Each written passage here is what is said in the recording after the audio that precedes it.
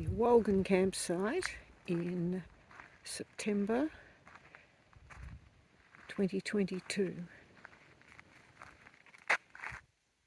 So there's our camper trailer over here.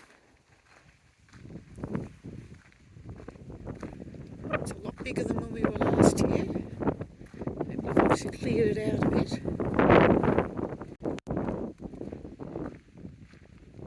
Trailer with the pink tape so we don't hit our heads on the protrusions.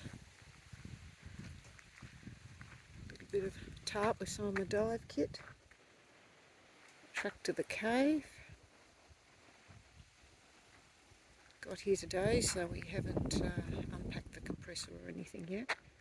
There's the entrance, and there's the dust bowl of the Olwolgin campsite. Our lovely camp over here. Rooftop tent on the back wing. Not terribly comfortable, really.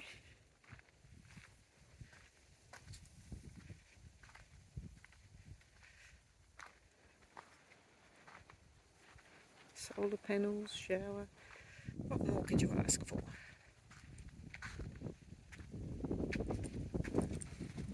Not the most salubrious site, but it's quite pleasant. So I'm heading down the track from the campground, 100 metres or so from the camping area down to the entrance to Olwolgin. Olwolgin has an upstream section and a downstream section with a small bit of dry cave in between, and the pools don't connect well, divers can't fit through anyway. I'm not too sure if they connect by water, presume they do. And yeah, so here we are down at the cave entrance area. So over here we've got a bit of a doline that drops down through a skylight into a nice room just before the downstream sump, so it's a very convenient way to pass gear down. The scooter sitting there ready to go. The battery sitting in a bag ready to be lowered. Upstream has, I don't know, about 4 kilometres of passage, maybe more because there's lots of wiggly bits. Downstream has 7 or 8. So there's a nice little hole. You can drop down in through there about, about 7 or 8 metres, and it drops you into the room that I'll show with all the gear in it at some point. Now, this other way is the easy walk-in entrance.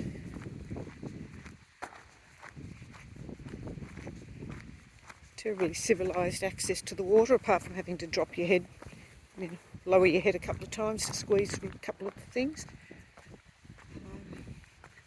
My clothesline up there, had a dive this morning, first one in 3 years, so getting the hang of it again.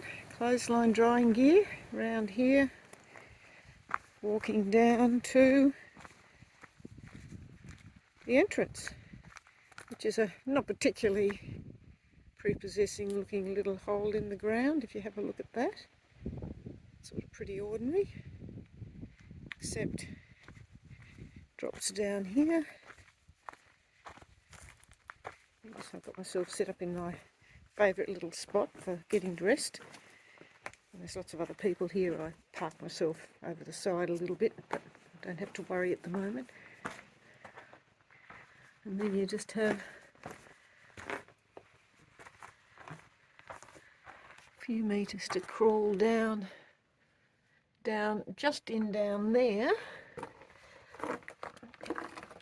is upstream, sorry, and just in down there is downstream. I'll get a bit more light tomorrow and I'll show what that looks like. Not the proper map of downstream with the different distances and junctions marked, so I'll head off there and head off down. I'm not too sure, possibly out along the B line. We shall see. Depends how I feel. So, we are at the gearing up place in Olwolgin. So here I am, sort of ready to go. I'm going downstream. Pack with spare stuff in it. Stage tank. Various stuff.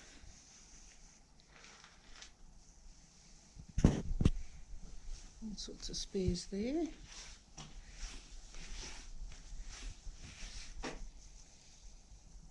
Just about ready to get the gear on and head off. So, I'm only running the P1, not the P2 scooter. Stages, O2, there's the line.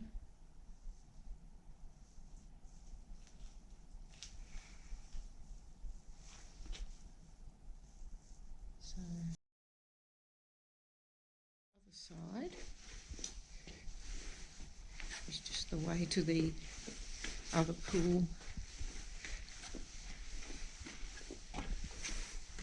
Pretty easy to get into because there's the entrance up there. Through here.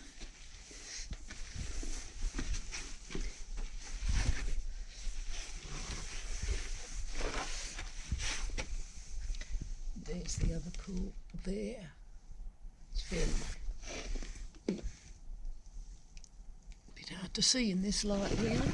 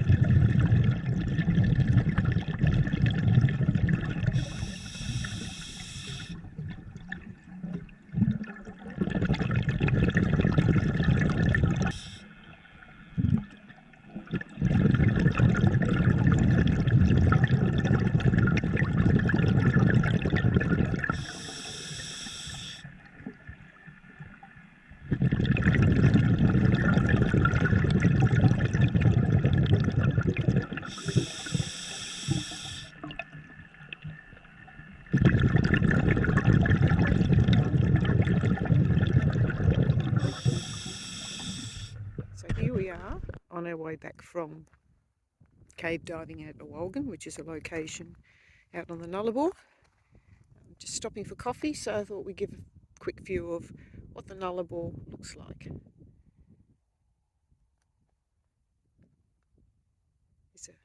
There's This is an access road to that repeater station over there for telephone lines. So the Nullarbor goes for hundreds and hundreds of kilometres across Australia. We've left the West Australian border and we're in South Australia heading east again. You can see those trucks on the highway. Well, there's a caravan coming, so it gives you an idea of distance if you look for the little dots of movement.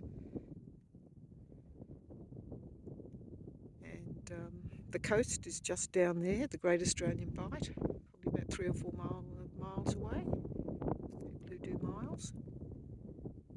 So we'll have coffee and continue our driving. The full day still on the Nullarbor. It's a trailer. The trailer's got all my diving gear in it, and all the camping gear has to fit into the car. It's amazing how much stuff you can take to go diving when you've got no resources there.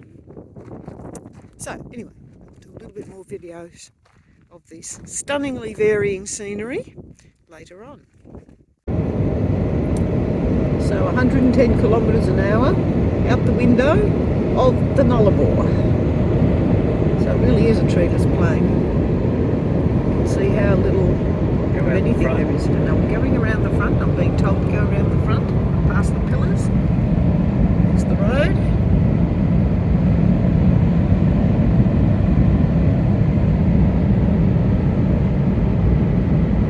Oops, I think the camera's out the other side. This is why we listen to Agatha Christie. Because the driving's not that exciting. And a bit more video of the Nullarbor. We've stopped this time, so this road, the coast just over there, back this way, nothingness to the horizon.